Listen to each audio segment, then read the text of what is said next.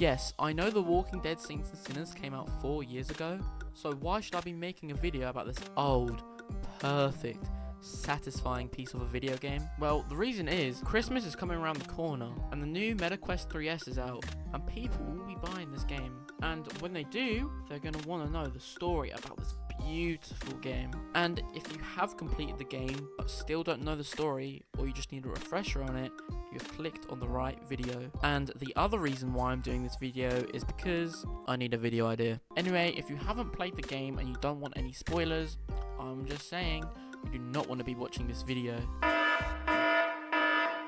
So if you don't know what this game is about, first off, you would want to know that you are the tourist. And this game is set in New Orleans, and the world is in panic as the zombie infection has taken over. There are two factions across New Orleans, and they are called the Tower and the Reclaimed. The leader of the Tower is called Mama, and the leader of the Reclaimed is called JB. These factions have been at war even before the tourist came to New Orleans. The tourist, aka you, speaks to a guy named Henri. Now this guy, Henri, was friends with a woman named May, but we will talk about her soon.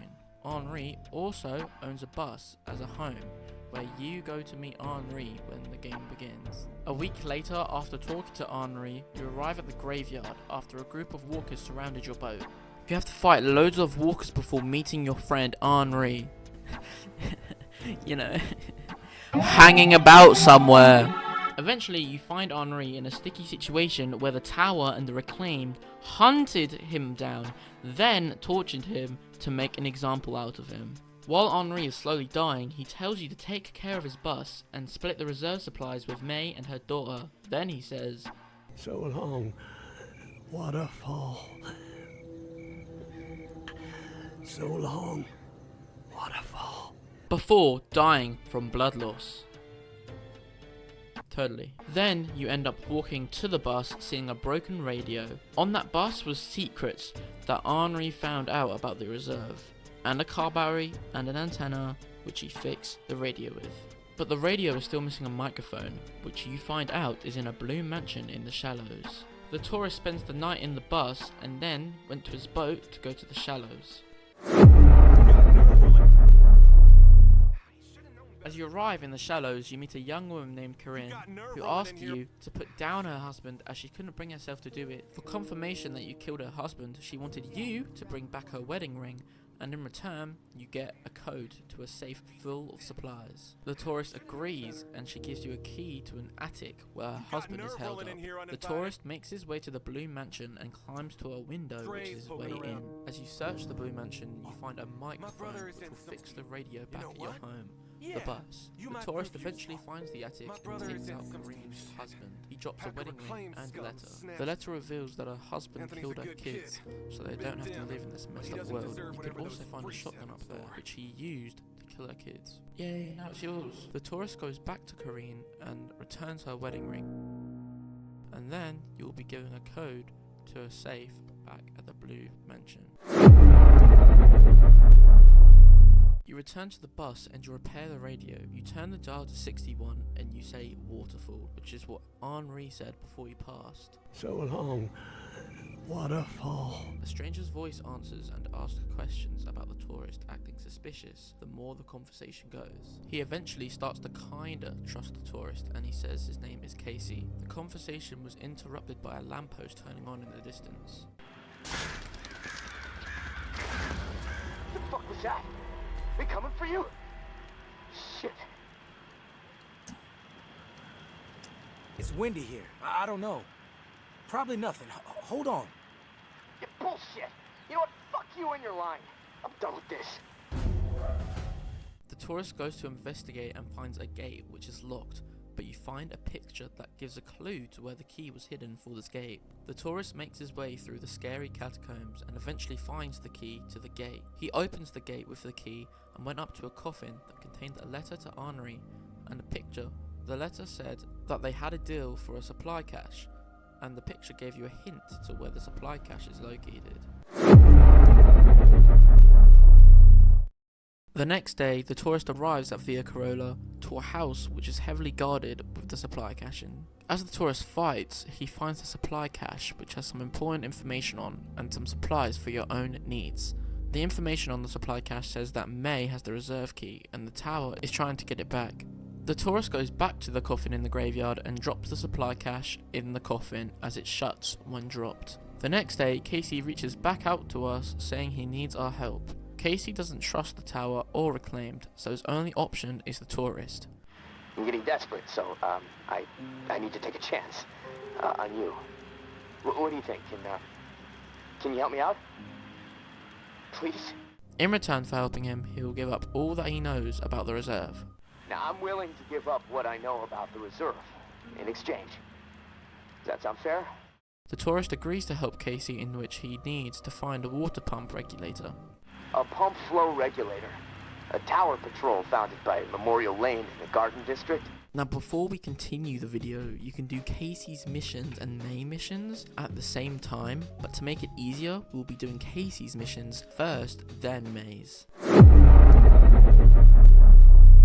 The tourist makes his way to Memorial Lane to find the water pump regulator. While doing so, he comes across a tower patrol. The tourist speaks to a tower troop and she says, "No one gets inside, strict orders. If you have a problem with that, see Jeff, he's around the corner." The tourist finds Jeff in a state of distress. You got nerve rolling in here uninvited. As we speak to Jeff, we find out that the Reclaimed took his brother Anthony and holding him hostage nearby. My brother is in some deep shit. Pack of Reclaimed scum snatched him.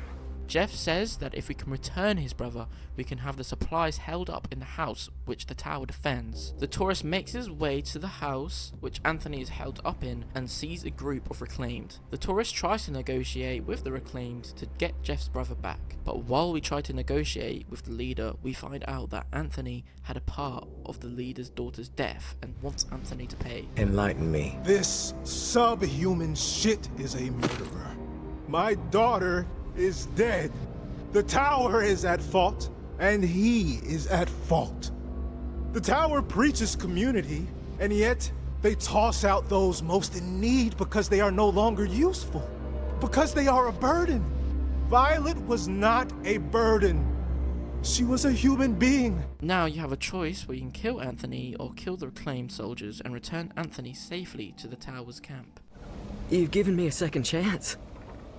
Thank you. I promise to make the most of it. Either one you do, you can go into the tower camp and grab the supplies and the water pump regulator that is stored inside. The tourist returns to the bus and talks to Casey. Casey says that not only is the reserve real, he is also stuck inside of it. As there was a flood that came over New Orleans, he was trapped in one of the rooms in the reserve and he needs someone to repair the pump so he can escape. The next day, Casey helps the tourist calibrate the regulator and the tourist has to go to the churchyard to install it. There was a horde of walkers near the pump, so you have to find a walker with its stomach open and cover yourself with walker guts to disguise yourself and install the regulator. A few days later, Casey reaches out to the tourist to tell us that he found another regulator which is stored somewhere in Bywater.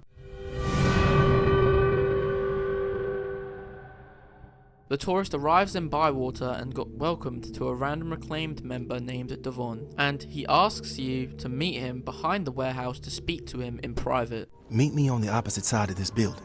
Can't risk being overheard or seen. When you meet him at the back, he asks you to help him get in touch with his boyfriend Justin, who is a member of the tower, and in return he will give you a key to a warehouse with a bunch of supplies. Devon gives you a letter to give to Justin. The reason why he can't do it himself is because Justin is in a tower camp, and Devon is a Reclaimed member, and will be shot on sight if he even walks by it. We find Justin and we give him Devon's letter and thanks us and gives us a letter to return to Devon. As we leave, a woman stops us and says she knows what's happening and wants the tourist to break them up.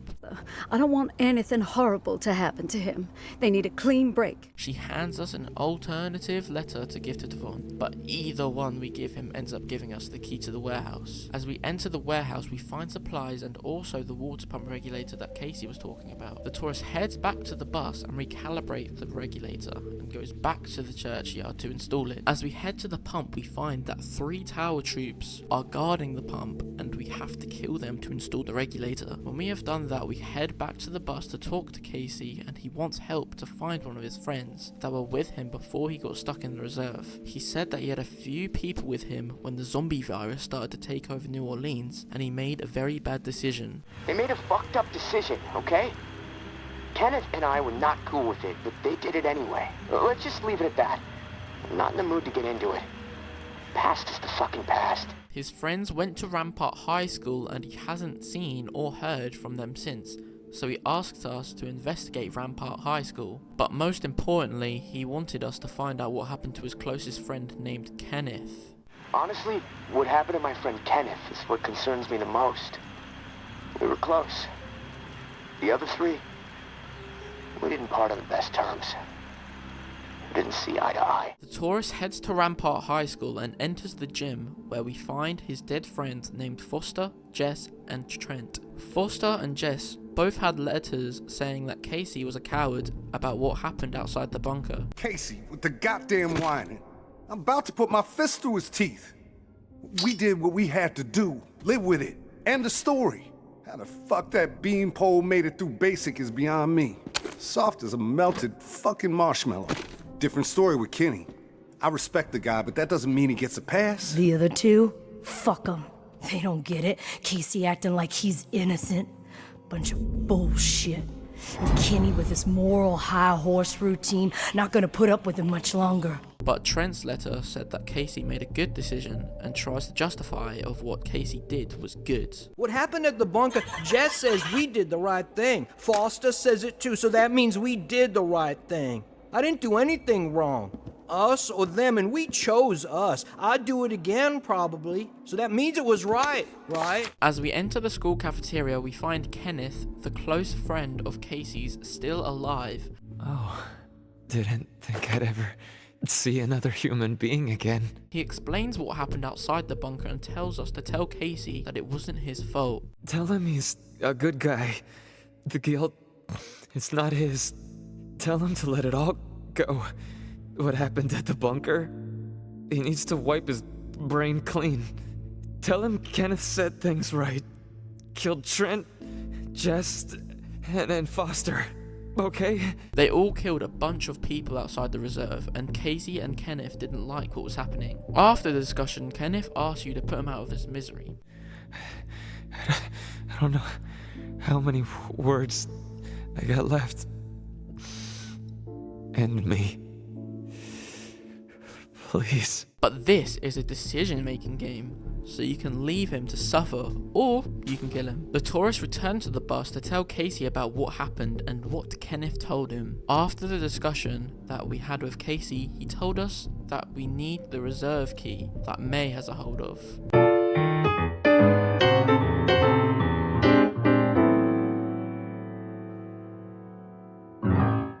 Between helping Casey, you raid multiple supply caches from the Ward, Old Town, and the Shallows, all getting information about May. In those supply caches, we learn about the tower's deception, her husband's death, and how she got the reserve key. We finally dropped all the supply caches in the coffin, and May tells us to meet her in the churchyard. I know we were going to try to avoid the face-to-face, but the plan I'm formulating warrants it. I appreciate your ear. She tells us how she is going to use the reserve key to get as many people out of the tower as possible. She tells us that she will leave the key in the coffin and wishes us the best of luck. All I can do is wish you good luck and good judgment, tourist. Take care of yourself.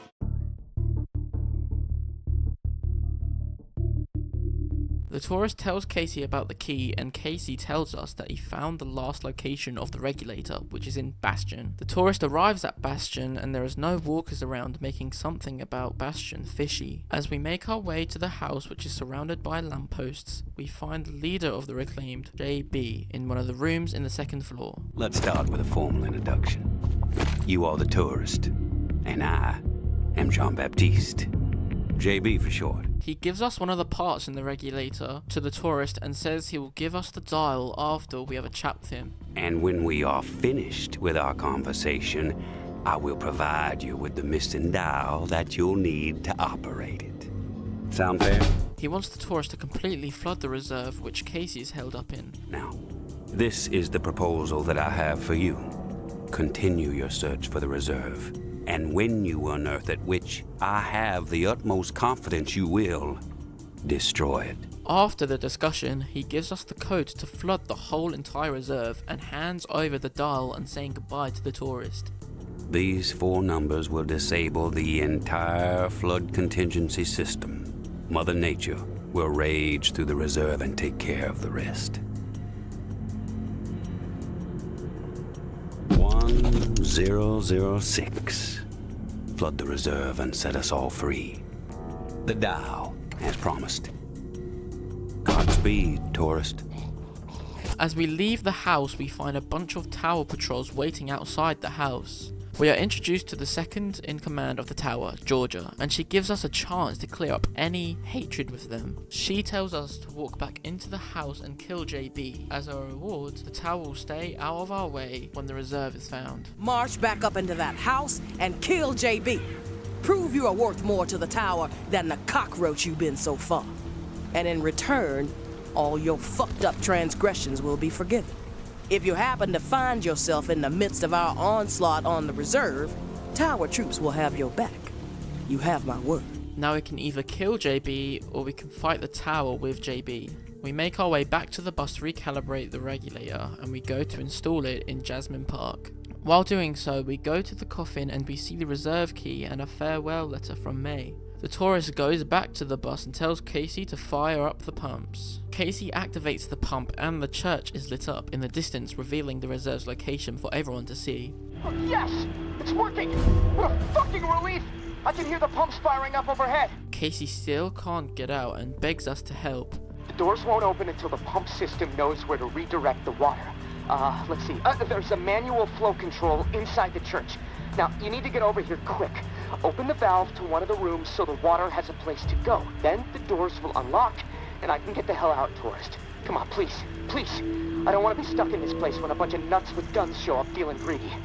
And neither do you. Make our way to the churchyard and we find May's daughter, called Ambra, dead on the ground. We find a girl that crawled to a small shed nearby, and we find out that she wanted to turn May and Ambra into the tower to be let back into their team, but everything went wrong.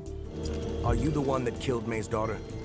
No, but it was our fault. We were desperate to get back into the tower. We thought if we turned May in, the tower would take us back. Take care of us. We fucked up. I warned them. That was a terrible idea.